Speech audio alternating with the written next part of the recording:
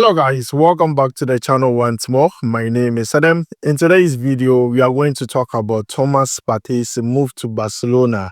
Hansi Flick has made his final decision on that particular move.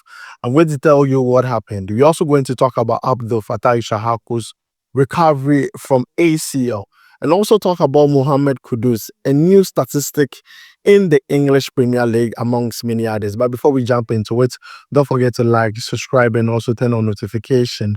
Today is Independence Day for Ghana. So guys, happy Independence Day. Quickly, let's jump into it and begin with Thomas Partey. During this week, Arsenal played against PSV. Arsenal won that game by 7-1. Thomas Partey played very well in that game, only that he caused the penalty in that game. A lot of people talked about that, but at the end of the day, he performed extremely well.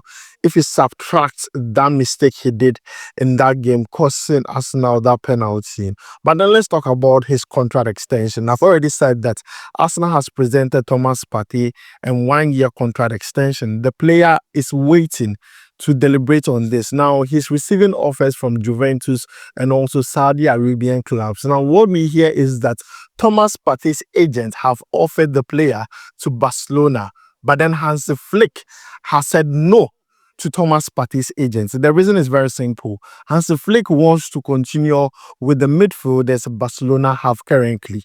They have the likes of Marcasado, Bernal, Gavi, Pedri, Femi Lopez, the list goes, so even Frankie de Jong.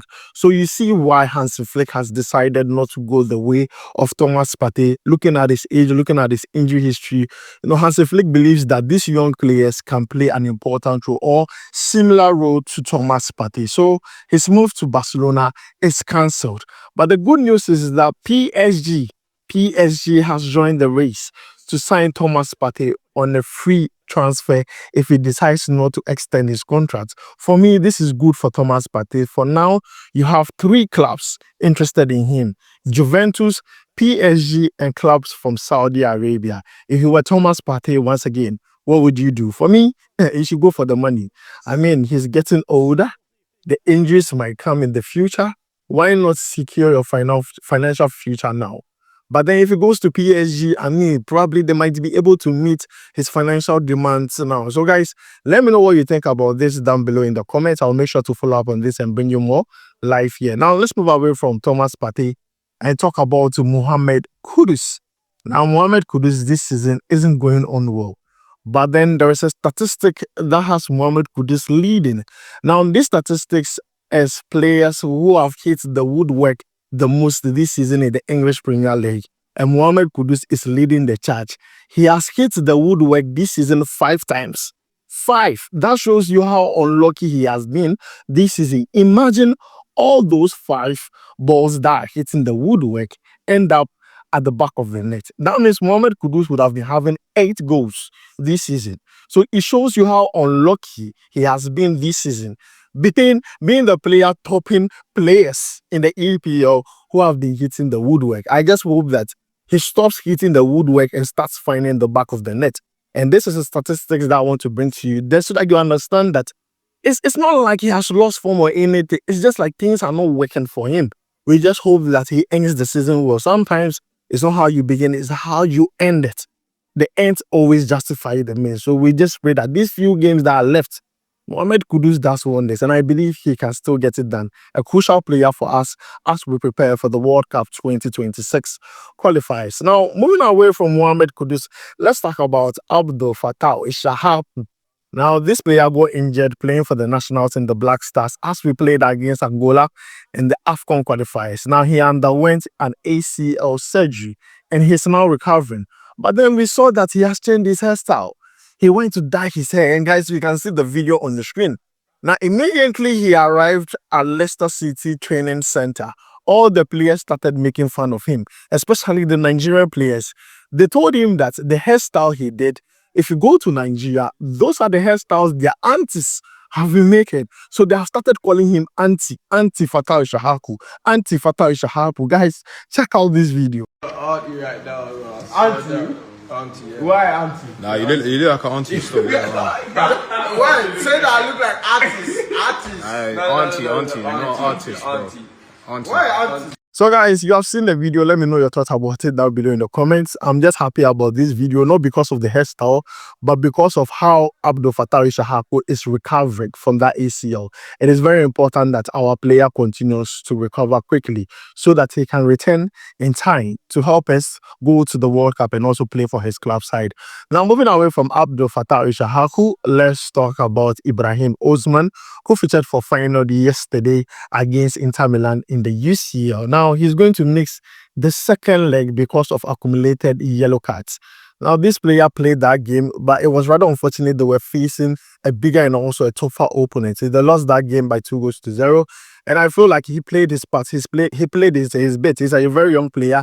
And I'm not going to blame him too much. There's a new coach, Robin van Persie. And also, if you take a look at the way they are playing this season, it should tell you that this player is under a new coach and also under a new regime. And I believe that when you take a look at how Robin van Persie wants this team to play, you understand that, see, it will take some time.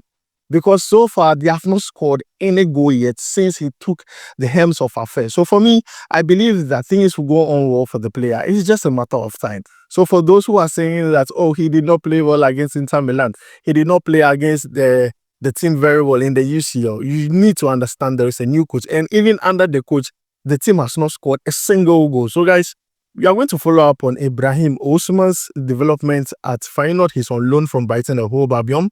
And I believe that, see, Ruben Van Persie is going to get things done. So, guys, don't worry about it at all. Now, let's move away from him and talk about Antoine Semenyo. This player is on form. I brought you his transfer updates a few days ago, telling you that, see, this player is attracting interest from a lot of clubs in the EPL. The likes of Tottenham, the likes of Chelsea, Arsenal, Liverpool, Newcastle United. All these teams are interested in this player. And I just believe that if this player continues to perform the way he's doing, he will land himself in a very big club. But the thing is that he has dropped a message for all Ghanaians ahead of the World Cup qualifiers. And this is the message he has for us. Let's check it out together. Here. As you know, we've got our World Cup qualifiers against Chad and Madagascar. And I'm just reaching out to say, continue praying for us, continue being with us, continue supporting us. We need you more than ever. Those two games are so important and crucial for qualification in the World Cup. So please continue praying for us, continue supporting us, be there for us and support us in the games and much. We look forward to seeing you and hopefully we can get 2 wins. So guys, that is the message from Antoine Semenyo. He says Ghanaians should support the Black Stars as they seek to qualify for the World Cup 2026. Let me know your thoughts about it down below in the comments. Now, let's move away from that and talk about what is trending on social media. Let's talk about a prophet who has said that Kamaldeen Sulemana is going to do wonders with the Black Stars. And there is a lot of talking points on that. So let me read to you exactly what the prophet said. Now, this is coming from Prophet Telvin Showa Ej. He says that God has spoken, Ghana. The Lord revealed to me in my spirit walk, saying, Kamaldeen Sulemana, I saw Ghana getting to the quarterfinals of the World Cup because he scored a hat-trick to get us there. He will stand tall in the AFCON and break Asamoah's record. I see him lifting a trophy for the club after disappointment at the finals on the first angle.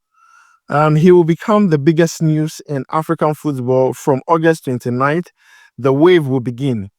They will sabotage him with a scandal, but it will fail. There is a constant attack on him because he is the crown of Ghana football in time. He will save the Black Stars, and there are things to be done. I mean, the message is on your screen, guys. The message is on your screen. Let me know what you think about it, because for me, I mean, as the Bible said, don't touch my anointed. I'm not going to talk too much about it. But one thing the pastor needs to know is that Ghana is not in the AFCON. So the one that he says that he's going to stand tall in the AFCON, probably not this particular AFCON, maybe the next AFCON, this prophecy will start to work. And the next one is the club Kamaldeen Sulemana plays for Southampton. They sit bottom of the EPL table, so I don't know which title he's saying that Kamaldeen Sulemana is going to win for his club side. So maybe when Kamaldeen Sulemana goes to another club, maybe this prophecy will start to work. And also the World Cup. World Cup, you have not reached anywhere. I mean, imagine we don't qualify for the World Cup. Do you have to wait another 4 years and wait for this prophecy to start kicking in? Prophet, I'm not saying anything against your prophecy, but then it's just, bringing statistics out to help, the fact on the matter. But then for me, this is the prophecy. And let me know what you think about it down below in the comments. World Cup AFCON and also for his club side. Kamaldeen Sulemana. Some people are saying that he did not see the player well. Maybe he's referring to another player and not Kamaldeen Sulemana. But then let me know your thoughts about it down below in the comments. Now, let's move away from that and still talk about things trending on social media. Big news for the Black Stars. Chad, we are facing them in the World Cup qualifiers very soon this month. But then the big good news is that 3 of their key players will not be part of the squad. Now, what happened was that their captain of the side, Mauritius, has retired. So he's not going to be part of the squad coming to Ghana to play that game. Now, Emi and also Ahmad have decided to withdraw themselves from the squad because of unprofessional behavior from their FA. So these are 3 key players who are not going to be part of the squad to face Ghana in the World Cup qualifiers. Currently, Chad sits bottom in that particular group, and this advantage for Ghana. At Ghana, see, looking at this news surrounding Chad, if we don't score Chad by 5-0, we have failed. As simple as that, we have failed. See, it is very important. They are going through crisis, but it looks like their crisis is bigger than ours. So we need to capitalize on that. Now, let's move away from that and talk about the last juicy item trending on social media. That is William Schafer. That is Wilfred Schafer saying that Ghana will qualify to the World Cup and win the World Cup. Now, if you go on social media, people are saying, hey, Wilfred Schafer, do you believe Ghana can win the World Cup? I mean, in the last 3 tournaments you have been to, AFCON and World Cup combined, you always get out in the group stages. What have you seen? Or are you trying to fool us that Ghana will qualify and also win the World Cup 2026? But guys, this is what Wilfred Schafer is saying. Let me know your thoughts about it down below in the comments. What do you make of this? Do you think Ghana can qualify to the World Cup, which I believe is possible? But can we win the World Cup? Impossible in my own opinion. The team is still having lingering issues that needs to be solved, from grassroots to our leaders to the players to facilities. If these things are not solved, I don't see us doing well even in another tournament, be it AFCON, be it World Cup, be it qualifiers. We might struggle.